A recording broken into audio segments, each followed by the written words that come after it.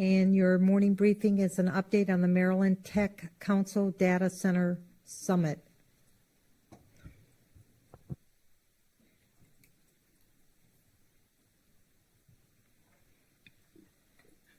Good morning, gentlemen.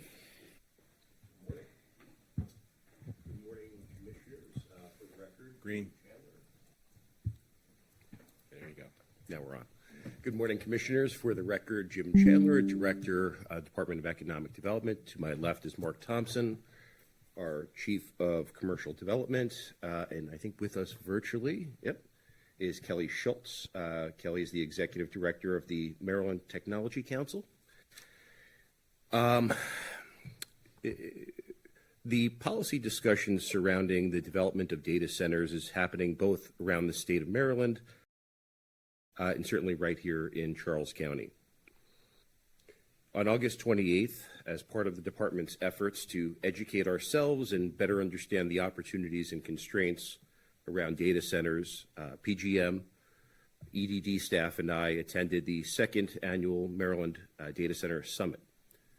The topics included discussions on workforce development programs necessary to build and operate facilities, effective state and local regulations, fiscal growth and community benefits, and mitigation techniques to diminish noise, environmental, and community impacts. With us today is Kelly Schultz, Executive Director of the Maryland Tech Council, whose organization hosted the Data Center Summit, to go into more detail on her organization's efforts. Hi, good morning. Good morning. As stated, I am Kelly Schultz, CEO of the Maryland Tech Council, and really happy to be here virtually. I'm excited that we're here to talk about this issue because I think it is one of the most important topics that we can talk about when it comes to economic development, both for our state and for our local jurisdictions. Vice President, Commissioner Patterson, I saw last evening at the Calvert County Town Hall, where we went over an extensive overview of the need for data centers and also some myth busting. So the Maryland Tech Council has for the last 2 years, and thank you, Mr. Chandler, for stating it was our second annual event, our summit. It was formed initially last year to be able to address some of the hot topic items and some of the myths and dispel some of those myths surrounding the development of data centers in the state. And so last year was a huge success. And so we expanded upon that this year and had almost 400 people attend that event in order to be able to educate.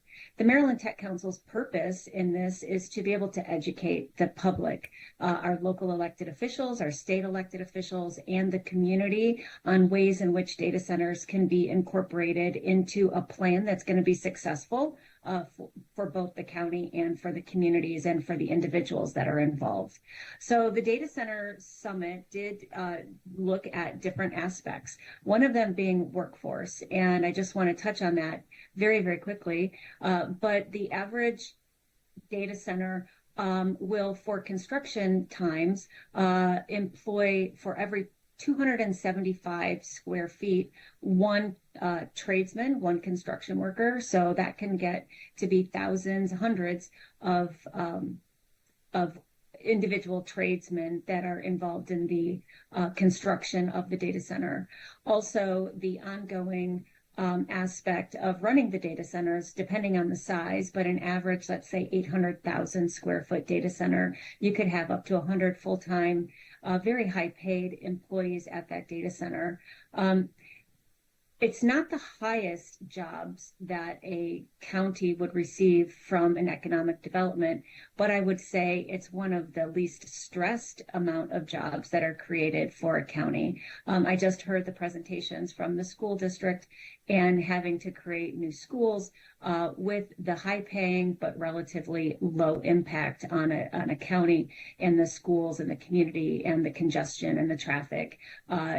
The counties have a very low stress when it comes to the creation of data centers. And then I want to talk a little bit about the revenues for the counties. The Maryland Tech Council, we have commissioned at this point in time 4, and we're going to be coming out with our 5th economic impact study on data centers. Now, the first 4 were around the creation of the data center complex, the large development in Frederick County, and the types of revenues that would come to the state in the event that that was at a full build out of that 2,000 plus acres of property, which probably with the green space, it'll probably be built out to about 1,300 acres of data center usage. That conservative estimate that was almost been 2 years now since we came out with that economic impact study showed that conservatively, the annual revenues to the county would be $40 million. And I know that that is increasing right now.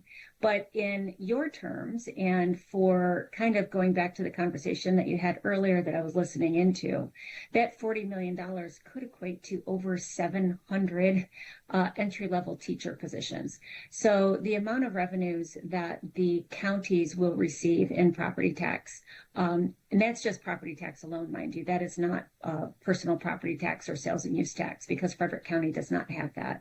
And for the record, I don't know if there is one in Charles County or what that rate would be, so that would have to be factored in. What the county has received already in Frederick County is $50 million in recordation taxes. And again, just to look at the amount of recordation taxes for Frederick County, the way that their statute divides up the percentages of those revenues is the general fund has received $24 million in recordation taxes. Ag preservation has received more than $12 million. School construction has received more than $7 million. Parks and Rec, $5 million. And then the County Housing Initiative received $1 million. So these are one-time recordation fees, of course, but that is only for 4 pieces of the property of the roughly 13 that is going to be built out. So those recordation taxes can certainly also help. And an example of the revenues on that side, many of you may be aware, the State Department of Agriculture was not able to fund any ag preservation programs for the counties this year because of the deficits in the state going into that program. They were held off for a year. So Frederick County was able to invest $12 million in ag preservation, regardless of the fact that the state was unable to contribute to that as well. Another part outside of the economic impacts, I just want to talk a little bit about some of the myths that surround and some of the questions that communities have. One of the biggest questions is the question about water usage. And we had a panel at our summit, and I'm happy to explain a little bit more than this with the understanding that I am not an engineer. But the water usage, many of the developments and the innovations that are coming through with new data center developments today are surrounded by, an inner loop type of a system, a closed loop system for water, which means that there will be no consumption of water from the existing aquifer. That water for the cooling of the servers within those systems comes from existing water within the local jurisdictions infrastructure, their water infrastructure with the wastewater treatment. And so that would be a gray water system where the water would circulate through the closed loop and then deliver the water once it has cooled the systems back into the system, the county infrastructure.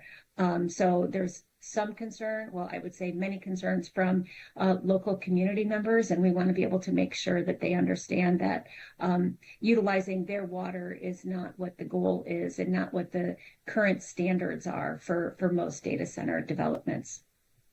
The other main concern that we had conversations about, and this will be an ongoing conversation for all of us in Maryland, I think regardless of the data center development, and that is the question of energy.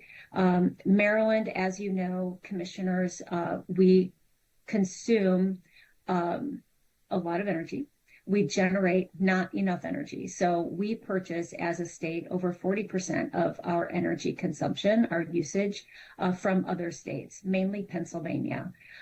So supplying any new development, any new economic development that would include but not limit to only data centers will be a challenge. And we're looking and supporting state efforts to talk about the increasing of generation in the state on all levels in order to be able to support. There were a few pieces of legislation that passed this past year. One was to be able to mandate, and I'm just going to read from my notes here real fast, but Maryland is the first state to require data centers to pay for electrical grid updates. So any of the electrical grid updates specific to the usage of their development needs to be paid by the data center developers themselves. And lawmakers enacted the Next Generation Energy Act to ensure that residential retail electric customers in the state should not bear the financial risks associated with large load customers interconnecting to the electric grid. And I think it's very important for people to understand that local distribution costs for ratepayers do not go up simply because a data center is located in their county. A lot of those costs, by statute at this point in time, have been placed on the data center developments themselves. Now, that's not to say that we don't need more energy, right? And we have to be able to do that for the future of economic growth and revenue building within our jurisdictions, mainly at the local level, without the promise of getting increased funding from the state through normal traditional resources. I'm going to stop there because I know you have a very busy day, but I'd like to stay on and answer any questions that you may have and see if we can, maybe at some point in time bring some subject matter experts if you choose to be briefed by them on any specific topic. Questions? Absolutely. Good to see you again, Secretary Schultz. Good to see you. So last night, there was a very important question, and I didn't hear you touch on it, but I want to make sure that my colleagues see. What are the chances of Charles County turning into Loudoun? Because that's the nightmare scenario. And frankly, I don't want... That is the nightmare scenario. I don't want this to happen for our county. So what are the likelihood of us becoming that sort of manifestation over in Loudoun? So, Commissioner, thank you very much for that question. And, that's what I hear all the time in Frederick. We do not want to be the next Loudoun County. And just for some context, Loudoun County is the largest conglomeration. It is the epicenter of data centers for the entire world. There is no place on the planet that has as many data centers as Loudoun County. And there's some reasons for that, right? I mean, you talk about the connectivity to the fiber going back 20 years and being able to connect. Loudoun County was right there. That's where all of the fiber was laid for the Internet of Things. And so tapping into that, and it built up Loudoun County. Loudoun County was very aggressive in order to be able to take advantage of their geographical location 20 years ago. And they started building data centers like we see it today. Maryland cannot be that. There is redundancy. There is the need to be able to be geographically diverse when it comes to data centers for a lot of security reasons, national security, personal data security. So you are hearing in the news about data centers going up all over the country. So the fact that we would be able to just tap into a piece of an economic development plan, a project, a program, one piece of that can be a part of Maryland and the individual counties, but it cannot be. And another part of why we would not become Loudoun County, and I think Loudoun County would also agree with this, is that most of the areas around the country, I know Frederick County and several other counties have already started this process of instituting barriers and additional regulations to the data center construction, where they can be developed, how they're going to be developed. And I think that is very forward thinking, so that we can integrate that into a part of our plan, but it doesn't have to be our entire community to alleviate some of those concerns that, the residents and the neighbors might have in those areas. Has MACO put out a position paper on data centers? I tried to look, but I didn't see. They may not have yet. Do you know if MACO has put out a position paper on data centers? I don't know if MACO has. I know that I believe that they have responded to certain pieces of legislation in the past, particularly with the critical infrastructure piece, but I don't think that there's been an overall paper on that position. Ms. Schultz, I was going to add, I know that MACO is in the process of organizing a trip to Loudoun County, opening the door for jurisdictions throughout the state to actually go on site to look at what Loudoun County has already established. Did you finish your question? Oh, no, no, not yet. Well, go ahead. Okay. Really quickly also, I didn't get my question answered last night, but I'd like to see if I can get an answer from you. New existing technology. A lot of times you hear in the community that these things are so loud that it's going to drive Bambi away and it's going to be deafening and, it's going to interrupt migratory bird patterns and all that type of stuff. Do you see that in the modern data centers that we're using now? Do you see that sort of disturbance in the environment with the technology I would say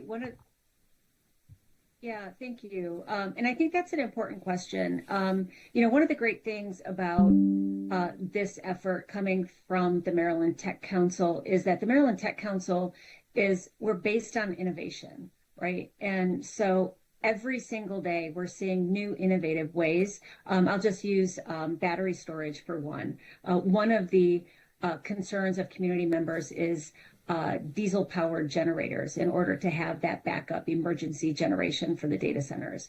And now we're seeing battery storage that is so much more powerful, even some that's happening right here.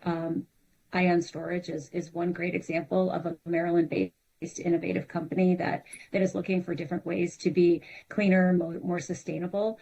And you're going to see that in lighting structures and different ways to be able to light the facilities. You're seeing that in noise barriers. They've learned a lot from the past and being able to build on those lessons that they've learned, kind of incorporating maybe those emergency generators between buildings as opposed to on the peripheral of the buildings to cut down on some of that noise that some neighbors may find obtrusive. I'll be honest, there's no such thing as a golden goose, something that is all benefit and no drawback. So I was glad to hear you say that the diesel-powered backup generators is being looked into, because that was one of the things. Is there also technology available that allows to complement energy production on site for the data centers, like maybe solar panels on the data centers or geothermal, something along those lines that helps lessen the pressure on the grid? Is that available also? Yeah, so I think that is a lot of the conversation that is happening right now, not only in Maryland, but across the country when we're talking about tapping into your own energy generation for not only data center projects, but a lot of different projects, just because there is a lack of generation moving forward. I would say, I'm not the expert, but Maryland is not geographically located well enough for something like a geothermal project.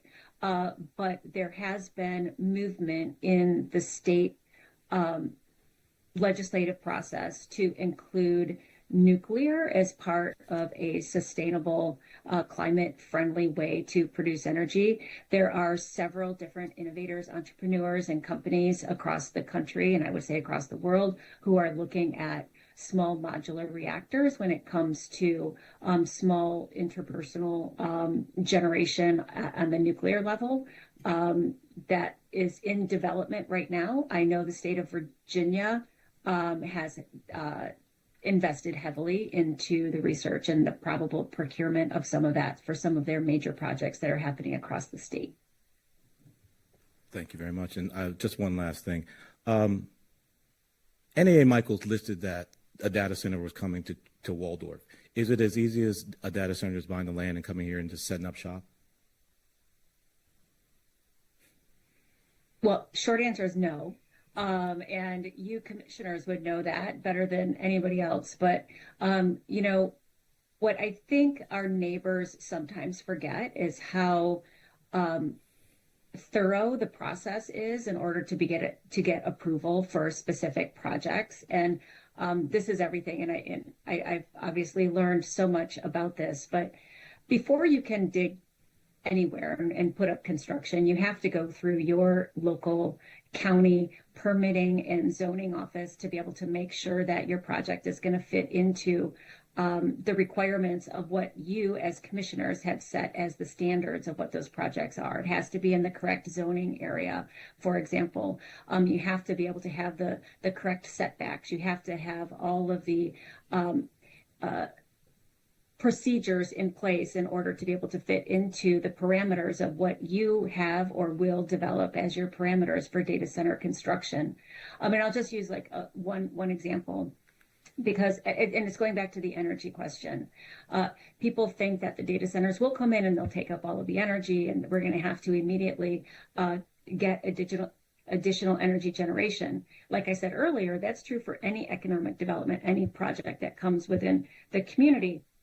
But you as county commissioners can't dictate where that energy goes. The energy utilities, those that are providing the energy to the local jurisdictions, and I believe in your case that would be PEPCO, they would have to do a feasibility study to see if there's enough energy in the area in order for any development to be able to come through. And those feasibility studies can take months in order to be able to analyze where future energy is going to be dispelled. And PEPCO isn't the determiner of how much energy we receive, right? So all of our energy utilities are receiving their distribution of energy from our regional distribution management, which is PJM, which manages for 13 states across the country and determines how much of the energy pie each of these states is going to get. And then each state has it divided up about where the major projects are going. So it's a very complicated process, and I believe that it's intentional that way, right? Some people would say that there's a lot of red tape, but I would say for the benefit of the community, it really helps to address the questions that they have along the way in order to be able to ensure that there's some safeguards for the development within those communities. I had a question about whether the council is aware of any proposals for legislation coming from the state regarding data centers. And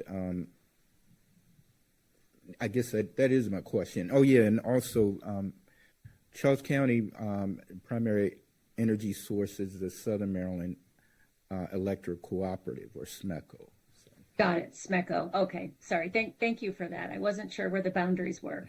I am not aware of specific data center legislation right now. I would think that in the next month or so, we would start hearing if the administration is going to be doing any administrative legislation. I haven't heard. I know that there were a few bills that were vetoed by the governor in May that may recirculate, and that is more impact studies on environmental standards. So those could reappear this year as they were vetoed this past year. Thank you. Anybody? Any other questions? Oh, I will say there's one other piece of legislation, and this has to do again with Frederick County, but it would be a statewide bill if approved by the Frederick County delegation. The Frederick County Council proposed a piece of legislation to the Frederick County delegation, and they have not committed to that piece of legislation yet. And it would be enabling legislation for counties that if they do not have a personal property tax or a sales and use tax on the equipment, that the county would be able to introduce a new tax on specifically data centers. So it would be industry specific for a personal property tax. Now, I don't know if the Frederick County delegation will take up that bill as a delegation bill, or if they do not, if somebody else will introduce it, but that is something that has been proposed. Thank you. Thank you very much.